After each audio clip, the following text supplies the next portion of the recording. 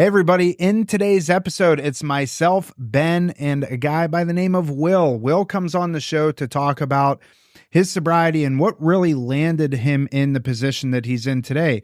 It's pretty fascinating. This guy grew up pretty well known in the music industry. He's worked with a lot of famous people inside the music industry, but found himself on this cycle of alcoholism and drug addiction and never really found much purpose in the main portion of his life. This gentleman did in fact get sober at a later age, and it's a pretty fascinating story. One word changed his life forever. And when we get into that part, it's about 3/4 of the way through the episode.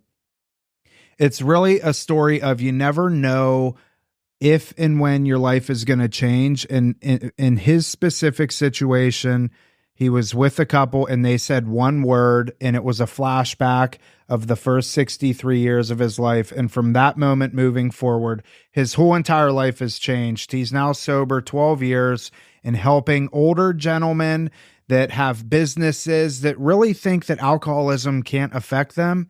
He helps them primarily. And we talk about so much more in this episode. Enjoy the show. Here we are, Real Recovery Talk. I am your host, Tom Conrad. In today's episode, we've got Benjamin B. What's happening, everyone? And we have a gentleman by the name of Will. Will, how are you, sir? I'm sober. Good to be here today. All right. First things first, thank you for tuning in on the podcast app, whichever one that you choose to use. And thank you for watching on YouTube. In the end, if you have any comments, questions, or concerns, you could always reach us, info@realrecoverytalk.com. Again, that's info@realrecoverytalk.com. And ultimately, we want to help you turn your mess into your message, right, boys? Yes, sir. All right, go to realrecoverytalk.com, and on the homepage, you're going to see a little link that says schedule a call. You can click that and get a free 10-minute consultation call with us, and we can go over your current situation and see if we can help you in any way, shape, or form. You could also go to realrecoverytalk.com/services. There, you're going to find links to myself, Ben, or Dr. Tambini. If you want to have a full-on 1-hour conversation with us, go to realrecoverytalk.com/services and you'll find us there. And you can go to realrecoverytalk.com/guide. And there you're going to find some downloadable PDF guides that just help you with addiction, alcoholism, codependency, enabling, all the things. So go to realrecoverytalk.com/guide to find those. Whew. All right. How we doing? Are you okay? You're out of breath there, Tom. I'm good. Impressive. Yeah, thanks. How you doing, Will? I'm doing great. It's good to be here this morning. Yeah. So Ben scheduled this up. Ben, why don't you give us a little bit of an introduction, and then we'll go from there. Yeah, Will and I, we met, so as, well, you may or may not know, we've actually had them on the podcast previously, but there's an organization called Stoked on Life. They're not-for-profit, and every week we have our clients participating in that, and basically it's like surfing for mental health and substance abuse, if you will, just to give the elevator version of it. But as a result, through that, I get to meet a lot of people. Will was down there one day and, basically shared a little bit with our clients, some of his experience, strength and hope, and knowledge that he has when we were doing our group that we do down there, because we do want to process some stuff and, get something clinically out of it, if you will. And, Will had some insight. Him and I had a sidebar conversation for a while afterwards. And, I thought it would be good to get Will on and get his perspective on recovery, what brought him to the point of deciding to get sober, and just kind of going from there. But yeah, well, Will, it's all organic, nothing scripted. Tell us a little bit about yourself, where you're from. I know we chatted a little bit before hitting record, but yeah, just tell us a little bit about yourself. We'll go from there. I think that, probably the most interesting thing for me is my age. I'm 75 years old, which means in the late 60s, I was in my late teens. And so I got really hooked into music early. My father was in the publishing business. He knew a guy that was the editor for Variety magazine. And Variety magazine wasn't into covering rock and roll, so I got most of their tickets to go see shows, and they were good seats.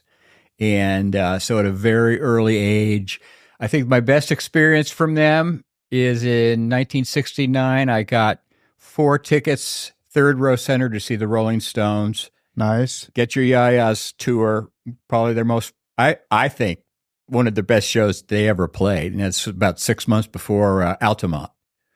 And Altamont really freaked them out. It's funny. They were real demonic when I saw them. Really like in this very evil place. And I think that it spooked them. I think what happened at Altamont really spooked them. What happened there? Well, basically, they did a free concert, and instead of hiring regular security guys, they hired bikers. They hired the Hell's Angels to do their security. Heck yeah! And this is getting fun. And a fight ended up breaking out in the crowd, and one of the Hell's Angels killed a guy with a pool cue, beat him with it. And right in front of the stage. And so it was a very scary. There's a film about it, and you look at it, and they're these and Mick Jagger's out there, very flamboyant, really like a target for these guys. They're not really into that. And the Hell's Angels, Hell's Angels really weren't into his shtick. Yeah, and he was scared because he didn't have anybody to protect him. Aside from the manager. Wow. So you came up in the music industry. What did that look like for you? And like, take us through that. Well, I think it's hard to imagine today what it was like because it was everything. That was our culture at that point. So people are into video games now. People are into being on their phones now. We were into music like that. And the cool thing about music was it didn't dominate you like these other forms do. I mean, you get onto your phone and start watching stuff, and you're hooked in. Whereas we sit around, pot was really, the happy drugs were really popular in the '60s, and we'd sit around smoking pot, reading the liner notes to the records, talking about the music, and this is when we had vinyl. And there were only 5 songs on a side. So every 20 minutes, you had to put something else on the turntable. It wasn't like you could just turn on a streaming station or something like that. Although we had FM, they called it FM radio back then. And that's where the cool music was. And that was the stuff that they played that we wanted to hear.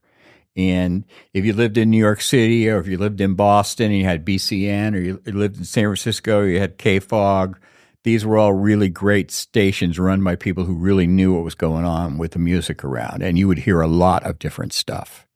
And, it was amazing. It was a perfect time. And I couldn't, for someone that got interested in music, I could not have come along at a better time. Ben, what was just a random question. As far as FM radio, what was the station you always tuned into? The Buzz, which used to be Z-Rock prior, or the Gator. The Gator's still around, 98.7, classic rock. But you kind of freaked me out when you said that, because when you started explaining what FM is, I'm like, yeah, I know what FM is. But then I was thinking about it. I'm like, would my kids know what that is? Probably not. We're getting old, dude. I mean, it's still around. It doesn't. I don't understand how it's still around, but people are still on FM radio. Mine was like, we had Hot 101 and anyway, that's funny that you bring that up and you know what, to go into the music, and I like that because tying that into like the social media aspect and like everything is so easy for us right now. I remember distinctly at my house, so I had a duplex, and the neighbor kid that lived next to me, we would go into his bedroom and he had a boombox, and if a song came on that we liked, we would have to put a blank cassette in, wait for this song to come on, and like hit record. Yeah. So it would record the song. And then, that kind of got outdated. And then remember like burning CDs were a thing, and Napster and all these Napster was really the first way to pirate music. And interesting fact, I was the first person in my high school to ever burn a CD and sell it in high school. Why am I not surprised? At least that's what I've been told, but I don't know if that's. I think that was pretty accurate. And I had a solid little business going. I was selling them for like $5 a piece. You know, tell me whatever songs you wanted on it. I'd put it on, write real like with a Sharpie marker on the front of the CD, and you know, peddle these CDs around. And then I would go buy pot with the money. So, but anyways, so you got involved in the music industry, and we were talking before we started recording. You were more into the producing side. No, I was really more into the event side of it and the merchandising side of it. Okay. So,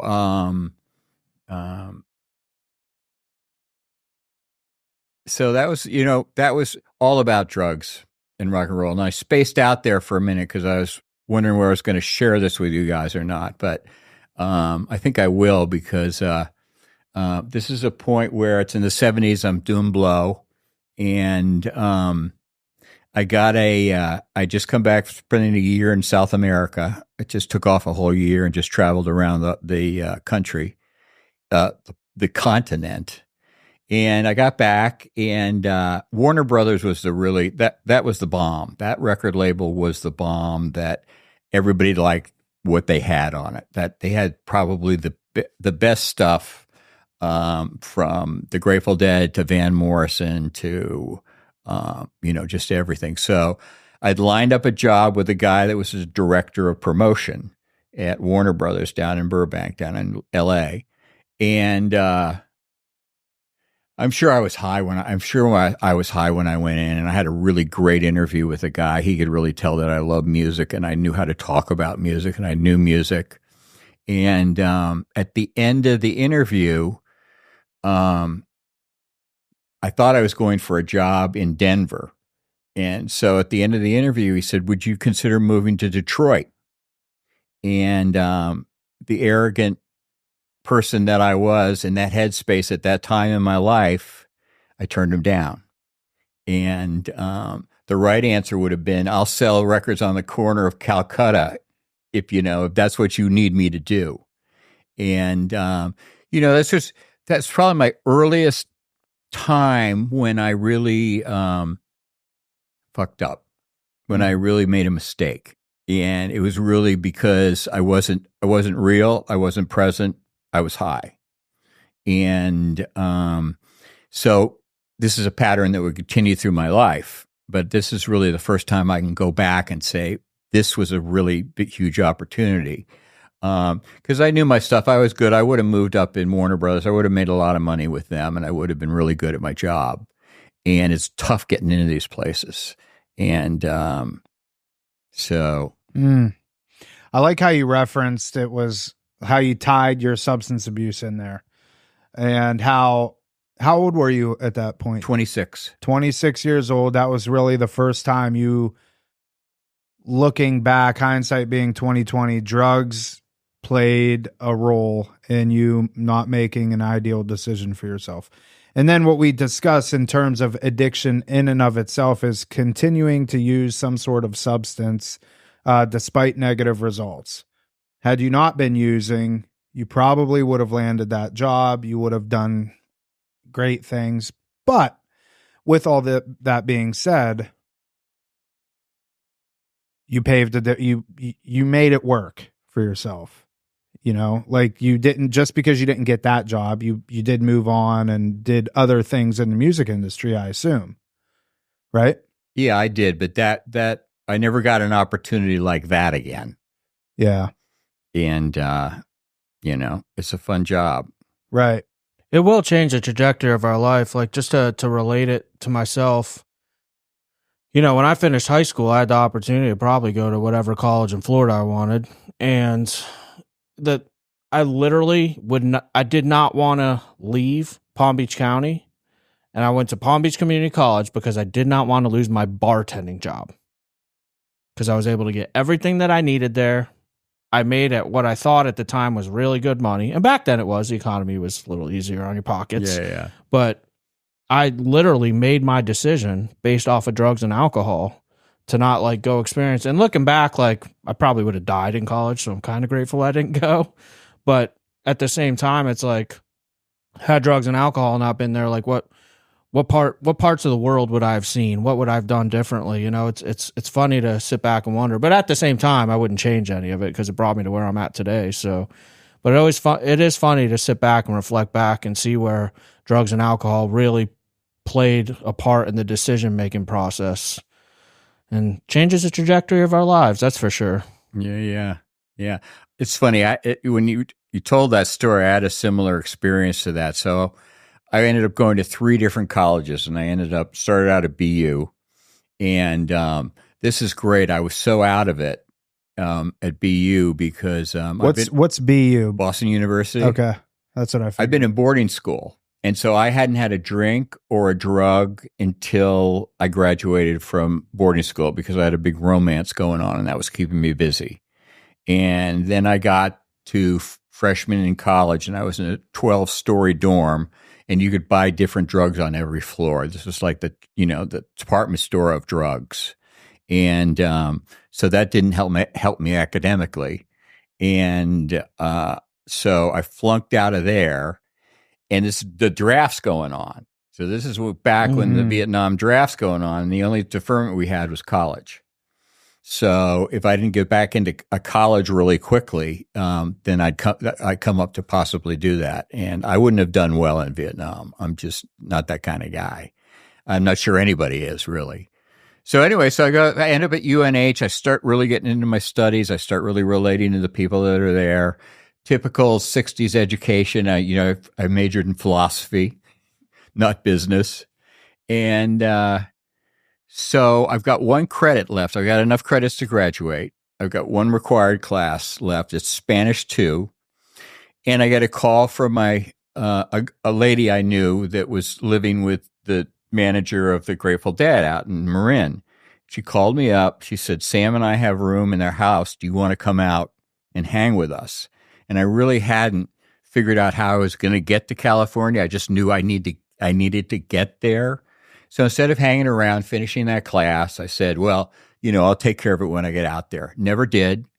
So then I went through a whole life of having to find work without a college diploma. And what that meant was I would start at temps I'd choose a company I wanted to work for, and I go in as a temp, and usually within 6 months I'd get hired, and then in about a year, I'd get promoted. I moved very quickly once I got into these places. But, that's the way I had to do it. I had to be the guy that makes copies. Go make some copies of these, right? And so all of these consequences early in my life, I'm barely out of the gate. And I've already got these, I already have things that are going to affect me for the rest of my life. When she invited you to move out there, was it to work with the Grateful Dead? Yeah, I worked for the Grateful Dead for about 6 months. I was picking up dry cleaning and dropping off marijuana at their houses, stuff like that. So you met Jerry Garcia? Oh, yeah. Really? Yeah. That's awesome. Yeah. That was a very tight scene, though. Grateful Dead were an interesting band because so many people wanted to get in with them and get to know them. The roadies were really aggressive about keeping strangers out of the scene. And so I ran into that. It was like I don't care if you're living with Sam Cutler or not, what are you doing here kind of thing. Sam Cutler was their manager. Sam Cutler was their manager, and ironically, I told you the story about Altamont. Sam Cutler had been the manager of the Rolling Stones for that show and was part of the decision-making process to hire the Hells Angels. He got fired by the Stones after that show, became friends with Jerry, and eventually became their manager. Wow. That's cool. I feel like we could talk for hours about this. Yeah, there's so much history there. Yeah. Did you work for any other band? I mean, you had and then we're going to get into the recovery side. This is more just self-serving for myself. The audience. I don't know. I'm having a recovery conversation with myself here. Yeah. Did you have any other bands and stuff that you did work for? I know you said you had your own bands that you were working with ABC or something. I did. So for a period of time, there was a label called ABC that eventually was sold to MCA. And while I was there, the first 3 records I was involved with was Steely Dan, Tom Petty, and Jimmy Buffett. They're all 3 of those guys. Their records came out at the same time, first records on the same label, and ended up being some of the most successful people out there, kind of thing. Tom Petty just recently passed too, right? He did. When was that? Last year? 2 years ago? No, this would have been Probably longer. 4 years ago, maybe. I think I was in my old house because I remember seeing it on the TV. Well, Petty was definitely a guy that dealt with problems with drugs off and on. The first thing that happened to him one day, he was in a recording studio, and they'd worked on this one song for about 3 months, and they couldn't get it right. And then all of a sudden, they pulled up the demo. He said, "Let's listen to that demo." When we started with the song, and the demo ended up being the song on the record. And he was so pissed off about it. He's walking up and slammed his arm into drywall and broke his wrist like in 11 places, and they weren't sure he's going to ever play guitar again. What? But wow, crazy stuff. He's one of these ketamine guys, or propofol or whatever that is. Yeah, propofol. That's how he passed away. And the problem was he had a fractured hip, and he was still playing gigs. In fact, he played the Hollywood Bowl 3 days before he died. And so he was, it's one of those things. It was pain meds, legitimately pain meds, but, a combination, he got a hold of a combination of them, and it just took him out. And it's, the saddest thing you could think about. Like Matthew Perry. The Matthew Perry book is awesome. If you haven't read that or not, it's unbelievable. No, I haven't. How did Jimmy Buffett die? He just natural causes, wasn't it? He died of skin cancer. Oh, yeah. Well, that makes sense. I mean, he lived on the beach. Yeah, I mean, anecdotal story. So when I was living in Boston used to be the place where the English bands would play first. There was a guy called Frank Barcelona in Europe that set up the whole U.S. tours, and all these bands from Europe would come in to play, and they usually played a place called it slipped my mind for a minute, but it was a club, and it was right next to Fenway. And so one of the shows I saw was actually the first show that Led Zeppelin ever played in the United States. And the first record had come out, and I bought it. It was in the dorm, and 3 months later, they had their first date in the country and played there. And it was the first time John Bonham, who is their drummer, which is the reason they broke up when he died. First time he ever played double bass drums. Someone came in and set up his drum kit in a different way. And so that was pretty amazing. I saw U2 in a club. Wow. All kinds of things. You just had to be there. Yeah. So before we started recording, you got sober. I mean, so now we're going to jump, and then, we'll tie some of this in. But you got sober later in life. Yeah, really late. And, it was an interesting progression. So for me, I really wasn't an alcoholic. I don't think that I had the gene. Nobody in my family drank. It wasn't really something that was around me. So I feel like I'm really a true progressive alcoholic. I don't think I started out drinking alcohol, but when I started doing cocaine, my drinking doubled. I was drinking twice as much as I was before. Right. I want to break that down really quick for our listeners, just for some educational purposes, because this comes up a lot with our clients, where people ask all the time, like, am I born an alcoholic or do I become one? And specifically, the Big Book of Alcoholics Anonymous uses the word progressive. It's a progressive illness. We get worse, never better. But point is like you mentioned, genetically, you didn't feel like you were born that way. Me, the first time I took a drink, off to the races. I know I was born an alcoholic. But keep in mind, if you put a substance in your body long enough, you literally change your body's chemistry. For instance, you For people that do coke, you deplete the dopamine in your brain. The way that your body produces it naturally gets depleted. Its ability to produce it naturally depletes. So even if you use coke or meth for 10 years, your brain is probably not going to bounce back to those natural levels of dopamine that it used to. Same thing with alcohol. The neurotransmitter affected is GABA. GABA is what makes your body calm, helps us through anxiety, stuff along those lines. So just keep in mind, like when you say progressive, that we literally can drink our way into alcoholism. Again, like you put something in your body long enough, you're going to change your body chemistry. So just wanted to bring that up so our listeners could understand that. Yeah. All right, go ahead. Yeah, I'm really sure that is what happened for me.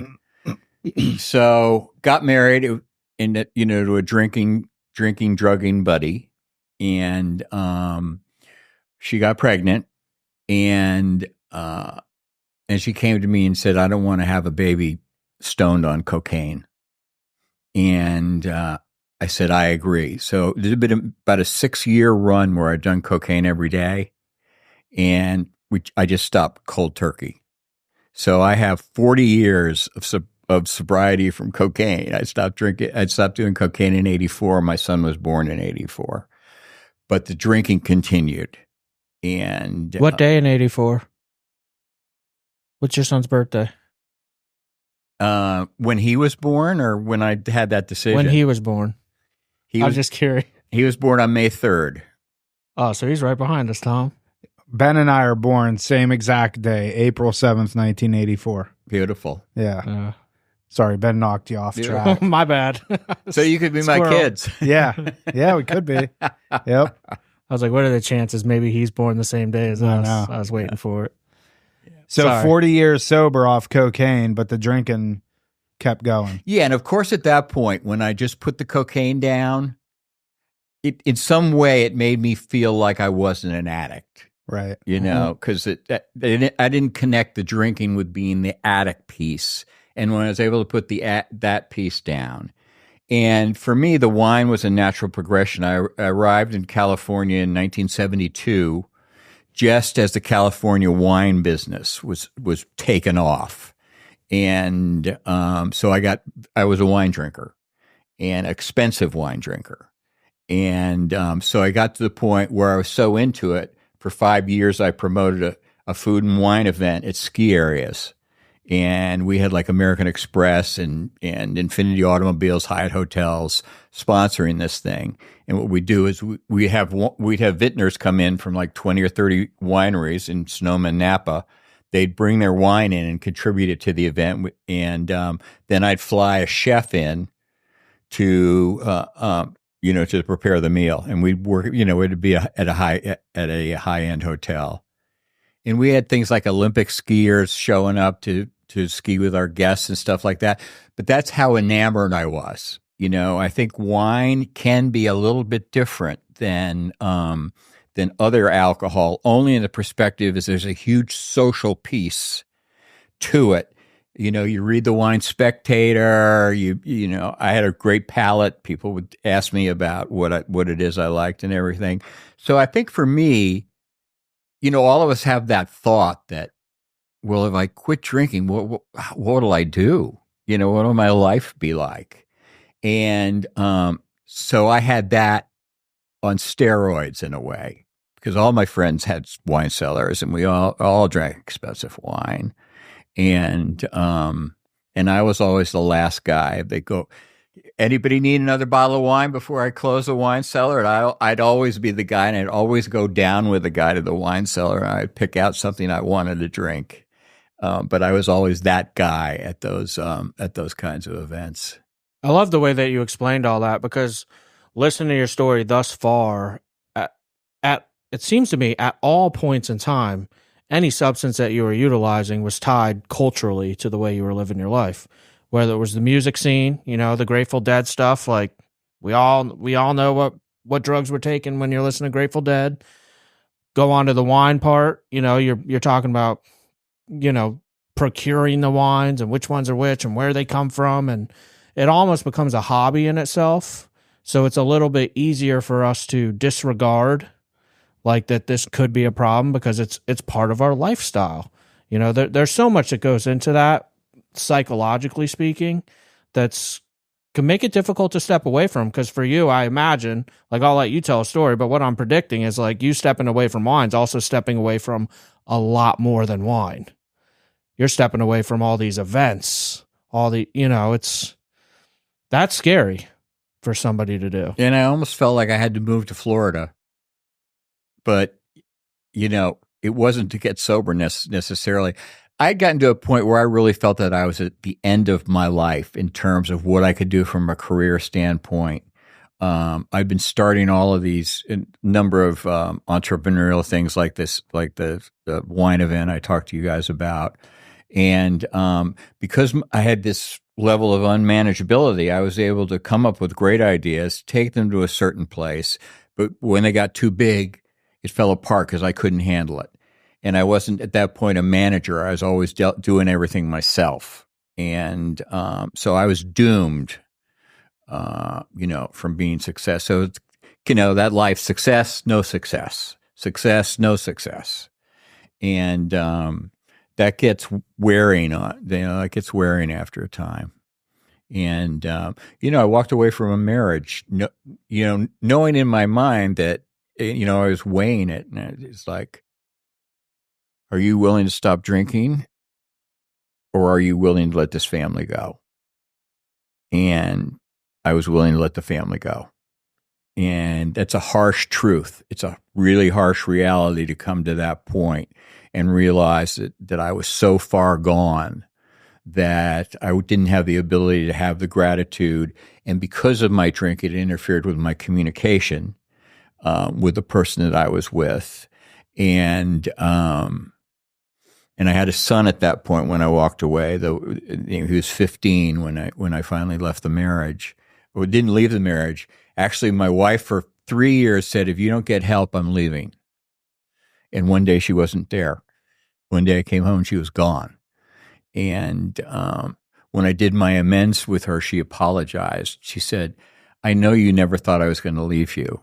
And I was so touched by that in a way.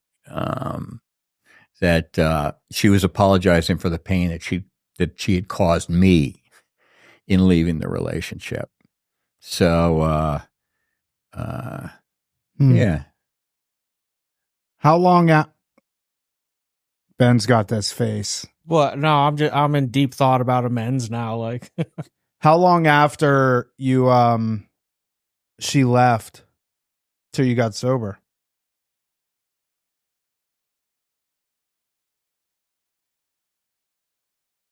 $15 years. So she said, "Will you get help or I'm leaving?" You kind of called her bluff for 3 years. You came home one day. Were you in Florida? No, you weren't. You wouldn't have been. No, I still live in Marin, California. Yeah. Okay. You come home. She's gone. You stayed in California for another 2 or 3 years. Because at that point, I had a really good job. I was making really good money when this all happened, you know. Yeah. And I said, "Well, why would you leave now?" You know, now that part of our life's kind of leveled out, and you know, that was another one of those situations. You know, I was director of marketing for these guys. We were like a $25 million business, which isn't huge, and we'd been bought out by $1 billion business. And I remember they invited me up for Christmas to come up and see them, just as before they'd fully acquired our division. And I was so clueless at that point that I went up and met the president was there, like the number 1, 2, and 3 guys were there, and I was reading the wine. I was talking about wine on the wine list, and I was talking about what the good wine was and stuff like that. Where really what the reality was, they were there checking me out to see if they wanted me to run the company, and I was clueless. I didn't realize till later, you know, this wasn't just to go up and have a party. You know, this was a real opportunity, and I think this is part of the unmanageability we talk about. You know, with the disease, which is such a huge part of it. That 2020 hindsight. Yeah. looking back. So when you came to Florida in what year? 2004. And you got sober when? I got sober in 2012. So you left California, you come to Florida. Still no, you didn't come to, and you just said it, you came to Florida with no intents on getting sober. You just came here to get out of California. Take us through that briefly through those 8 years that you were here before you finally got sober. What was going on then? Well, I think, we do a lot of things when we're addicts that we don't realize are being driven by our addictive mind and decisions that we're making and things like that. So I left California because I had burned all my bridges, and that's how I got there. So what my life looked like was this. My parents were getting older. They needed help. And so I moved in, and I'm a good caregiver. And so I took care of them for the most part for 4 or 5 years until they went into assisted living. So there was a bar that I went to on the island. They were right in the middle of Palm Beach at the Palm Beach Grill. There's a nice upscale bar there. So that was my bar for the whole time I was there. And it was only half a mile from their house. And I think the first thing I did is in the first month, I think I just totally drained their alcohol. They didn't drink. So I totally drained their alcohol from they kept for parties. And I filled everything up with water to give them weight. Right. And then they had a party and they said, something's wrong with this alcohol, And but they were never, occasionally they would say, we think you have a drinking problem. You might be better off if you didn't drink so much. But there was never a real hard boundary there. There was never like you're not living here if you don't stop drinking kind of thing. And I disguised it pretty well. I wasn't a day drinker. I drank at night. And so I'd do dinner with them. I'd cook them dinner, and then I'd go upstairs and I'd get drunk by myself, and or go to the bar and hang out there. So that was pretty much what it looked like. And I got engaged to somebody, and wealthy gal, and that fell apart. And I got to a place, I think the first time I really realized that I was at a party, and I had to cross the middle bridge in Palm Beach to get back to where I was staying. The gal I was staying with had an apartment on the other side. And the dinner hadn't even started. And I got so drunk so fast that I could barely stand up. And that doesn't happen to me usually. I usually was able to get through that. And I remember that night barely making it over the bridge, walking very, very slowly to get back, because I knew I didn't want to be at that party, because I knew I was going to just really be unpleasant. And so I think that was one of the first things. And then I think we talked about this earlier. I ended up in a crummy little apartment off of Dixie, and there was an ABC liquor store across the street. And every day at 5:30, I'd be there buying a bottle or two of wine. And then I got on the thing of saying I wasn't enjoying it. I wasn't having fun. And then I got to a point of saying to myself, you know what? I'm not going to drink today. Every day I'd end up at that liquor store at 5 o'clock at night. And then one day I was in the bathroom and I totally broke down. And because I realized that I was a slave. I finally got it. I finally got that insight, that clarity that alcoholism was running my life, and that's all I had. And at that point, I asked for help. What'd that look like? Well, of course, I'd been with another alcoholic woman at one time, and I'd taken her to meetings. So fortunately, I knew that meetings were cool. I knew that meetings were safe. I knew it was a place that I could go to. I wouldn't be judged. I could be a fly on the wall if I wanted to be. And I'm not sure if I hadn't had that experience that I would have had the confidence to have walked in that door on my own. But knowing what it was like, that opened the door for me. So when the time came and I was ready to do it that way. And so you walked into your first 12-step meeting? Yep. You remember that day? Yep. Where'd you go? I'm curious. I went to the Triangle Club. Triangle. All right. That's right. There were a couple of meetings at St. Ed's on the island. Mm-hmm. There was one at Bethesda on the island that I used to go to. Tom and I were talking earlier. This is Harry Hamilton time. Yep. No, Harry Hamilton. And Harry was very instrumental because my sponsor was tight with him. And but here was my gift. I hadn't picked up the white ship yet. I was still trying to figure out whether this was, whether I was really an alcoholic or not. And I came to that place where it was a thought process for me. And I said, if you stand up here and you say you're an alcoholic, there's no going back. There's no taking that back. So I struggled with it for about a week, saying, as soon as I say that, it's all over. And so it was Memorial Day weekend. I'm at a meeting. This couple asked me if they want to go to breakfast with them. And they said, do you have any plans? So the minute they said that plans, I went, I haven't had plans, and I can't remember how long. Nobody calls me. I'm not going anywhere. Not only don't I have plans for today, I don't have any plans for the rest of my life. And it was it was that white light moment for me. Yeah. And I was so blessed because it was totally, my alcoholism was just totally lifted off my shoulders. And I ended up so far I've been lucky I haven't relapsed.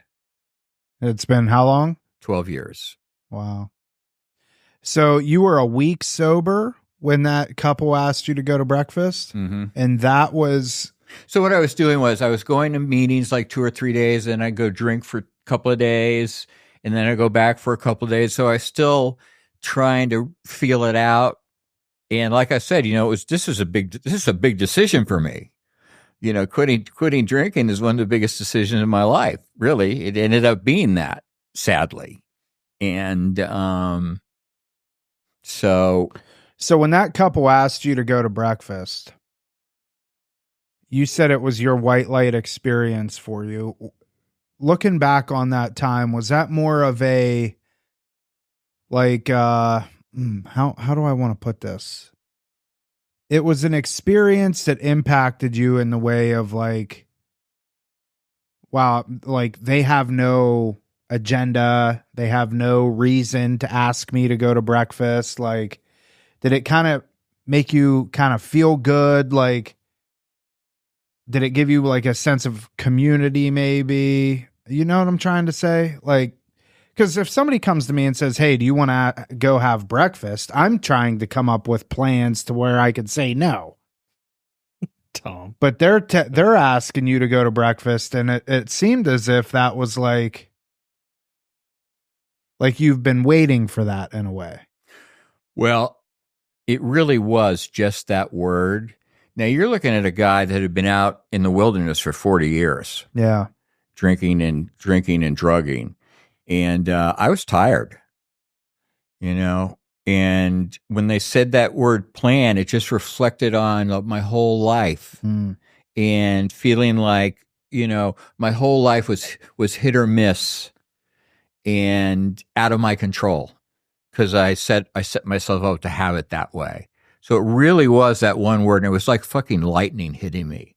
I had all of these flashbacks on my life when they said plans. And what I ended up seeing was it was like out in the middle of a junkyard, out in the middle of the desert. Kind of, that was what my life looked like. And I just gave up, I just surrendered. I was one of those guys that really did surrender. And it's like, I got nothing going on here. Help me. You know, in the position that Ben and I are in, we see hundreds of people through sobriety in some capacity. And a lot of times they find their way here by the courts or by, parents forcing them into treatment or the spouse threatening to leave them, whatever the case is, fill in the blank. And what I like about your specific situation is you never know who can say what, when, in what situation or scenario that's going to have an impact. Never in a million years would I think something like that is enough to really get somebody to change their ways. In one word, I mean, you referenced it a few times just in the last 60 seconds, that word plan for you, like that flashback. And 62 years, you got sober at 62?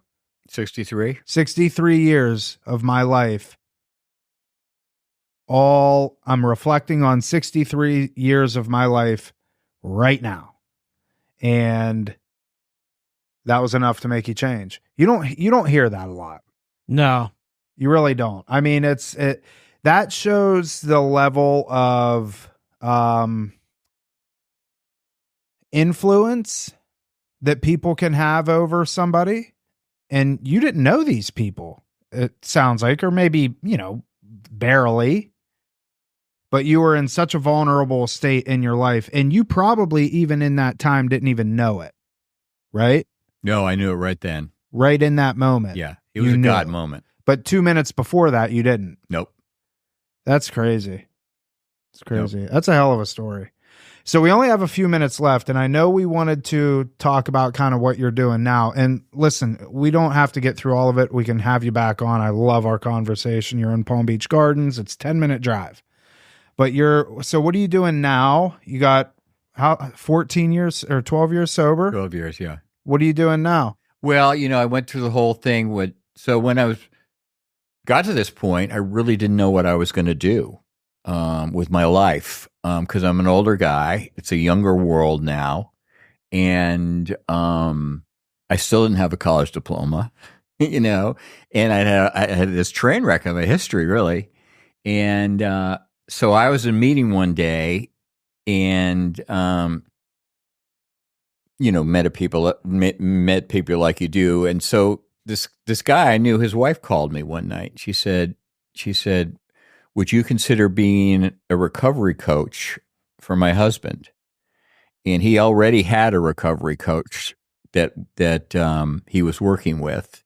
But she said, he's not really connecting with this guy. And I know he really connects with you. Would you think about doing it? And I thought about it and I said, okay.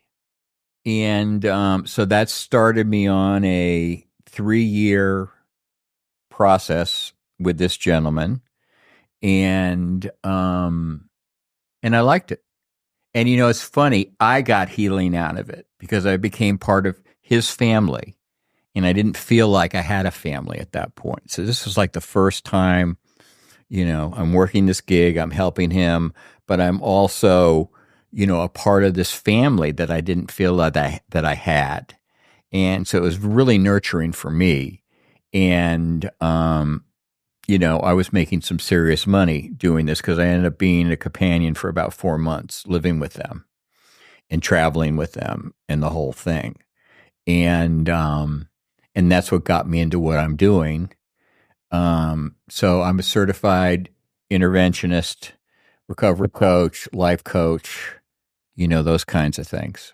And my niche is older guys, older successful guys. So they've either retired or their business has gotten to a point where it runs itself. They don't have to be there. And you'd be surprised. Well, you probably wouldn't. I mean, these dynamic guys all of a sudden have time on their hands and they don't know what to do. And a lot of them were hard drinkers, functional drinkers, hard drinkers during their careers. But now they could have a drink at 10 o'clock in the morning on a Monday or a Tuesday. So I get a lot of people with entitlement issues. They're never going to not be able to pay their rent. They're never not going to be able to go out to a fine restaurant. They're always going to be surrounded by people because they'll pick up the tab. As obnoxious as they may be, they'll always have friends there that want to go along for the ride. Fair weather friends. Fair weather friends. Eric talks about that big time with, he did a short on it. We'll have to, for the listeners, look, Eric's the guy with the mohawk and the goatee. But he talks about for the quote unquote high bottom drunks, the people that have the job, everything that you're describing right now. What you got to ask them is, what do your relationships look like? What do the relationships in your life look like right now? Do your kids want to talk to you? Does your wife want anything to do with you? Are your friends real friends? Are they fair weather friends? Like, take a look at that, because in your story, what I heard a lot about was like just the spiritual bankruptcy, and just being empty inside. And that day, just that flashback on your life, like, oh my God. Where am I? Who am I? What am I doing? How do I go forward? It's really quite amazing. Yeah, I really enjoyed your story as well. We don't hear that version too often, but they're out there. Yeah. You only picked up one white chip? Just like Tom. But I'll tell you one thing. When I'm in a meeting and somebody's talking about relapsing, I'm right on it. I'm wrapped. I want to know as much about it as possible, because it's not like a done deal, and I'm not one of these people that wakes up. I don't fight my alcoholism on a daily basis. I've had maybe 2 or 3 experiences where either my first one was I was in Publix and somehow I ended up in the wine aisle. Scared the shit out of me. So I immediately just turned my head like this and went straight through the aisle, and but I found myself 6 months ago looking at a wine list somewhere that I was. What are you doing? This is not a good sign for you. And so it's there. Yeah. It's there. And I'm just blessed. And for me to get spirituality and sober at the same time, in the same moment, is you couldn't ask for a greater gift than that. That's true. That's true.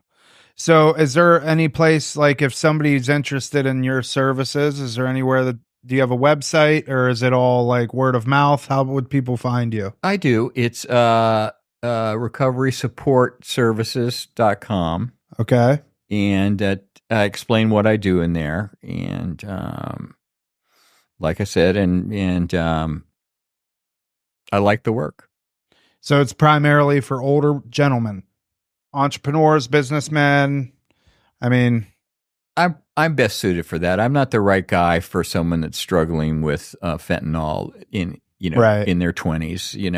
They're not going to see credibility in me. Right. So because of my age and my experience, and I lived in that kind of country, grew up in that country club kind of life kind of thing, and understand that piece of it. That seems to be where I connect the best. Yeah. And most of these guys, my first guy I talked about, and what we didn't talk about today, and maybe we'll talk about another time, is that I play a lot of golf with the people I work with, because a lot of them are golfers. And so I've been able to play at some very great private clubs with these people. And I found it's a good place. It gets them away from the phone. And, I'm a strong believer in the connection between my higher power and nature. I think we were talking about it. The ocean was my first higher power. Mm-hmm. And so you could slip in a conversation about spirituality without coming on head on with it, because with those guys, you come on head on with it, they're going to shut down right away, kind of thing. I love that you recognize that, because you can do that with some people. It's basically knowing your audience. Like for me, I know when I can go, let's go straight to God, boom. But then I also know when I got to take the long route, the back door, And honestly, too, the demographic that you're describing too, like I think Tom will probably agree with this. It's for our clients that, for instance, have like trust funds and just they'll, like you said, they'll never have to worry about making their rent. They are the hardest people to help get sober. They really, really are. You really got to hone in on the fact that they are broken on the inside, because they always go to the, I mean, everybody does, but I find it even more with them. Like, oh, if I just get ripped and get in the gym, like then everything will be okay. And we're like, oh, it's so far from that, you know. And I find that a lot of time once they've hit that point of financial stability for the rest of their life, they kind of lack purpose. They don't Absolutely. like. It's 100%. Yeah. 100%. I bet you if you went into any one of these AA rooms that we go into, if you asked for people to put up their hand if they lost everything to get in there, I'm pretty sure about 90% of the people would raise their hands. yes. So, you know, just that's a tell in a way that, you know, a lot of it is we really have to. It may not even, for me, it wasn't really even the alcohol that tipped me. It was seeing my life in such disarray and feeling so sad about all the time that I had wasted, and, you know, and not getting that time back. No. And I had to live a lot in the past. And I've had some great experiences in the past, but it defines me in a way, but it doesn't define me in a way. And I'm glad I'm the way I am now. You also, since in a roundabout way, I want to, you touched on this, I want to bring it up too. We find a lot of times people are trying to recapture the spirit of older days. Like I did the whole rave scene in Miami in my teens. And while I had a great time, kind of looking back like you did with the Grateful Dead and all that stuff, they were good times. I'm not going to deny that. Some of the best times of my life. However, this idea that I can go back and relive that again, I'm on to newer. I had that experience. I like talking about it. It's fun to talk about once in a while. Not glorifying war stories and stuff like that, but just letting go of the idea that like I need to experience that again, because it'll probably never be the same. Take the experience for what it was, live on the memory of it, and go have new experiences. And I think a lot of people get stuck in the fact that they want to relive those old experiences. Yeah. Why do it again when you can have something brand new? Well, it's, you know, it's overcoming that thought of, you know, God, if I quit drinking, the partying's over. I'm going to have this really monochromatic life. And the total opposite is true. Right. I believe. My life is much richer today and much happier today than it ever was when I was drinking and doing drugs. I mean, it might have been great at moments doing that stuff, but as far as the long haul goes, that's not a marathon. That's a sprint. Yeah. Yeah. You know? In its simplest form too. Like I live in an apartment complex that has a really nice like resort style pool. And, you know, I'm not a witch burner. Like if you want to drink. If you drink responsibly, fine. But I'm at that point where like in early sobriety, the first year, I would have gone down to that pool and be like, oh my God, I'm missing out. But now I go down there and I actually kind of feel bad for the people that are drinking, even if they're not alcoholics, because they're doing the same thing every weekend. And I'm just like, how mundane, you know, and Yeah. nothing wrong with it. If that's their lifestyle and they're enjoying it, cool. I just know I can't do that, but I'm like, God, thank God I'm done with that. Yeah, the freedom. Yeah. Yeah. We got to wrap up. We got staffing in 2 minutes, Ben. Is it that? Oh my gosh. Yeah. Great being here today, guys. Thanks for inviting me. Thanks, Will. And if you ever need a fourth to go play any of these nice, pristine golf courses, guy. I'm your guy. All right. All right. Well, maybe you and I'll just go out and Let's thrash go. it. Yeah, let's go for real. All right. We'll get contact info after. All right, that is it for this episode of Real Recovery Talk. Thank you for tuning in. In the end, if you have any comments, questions, or concerns, you can always reach us, info@realrecoverytalk.com. Again, that's info@realrecoverytalk.com. And ultimately, we want to help you turn your mess into your message. That is it. We will see y'all later.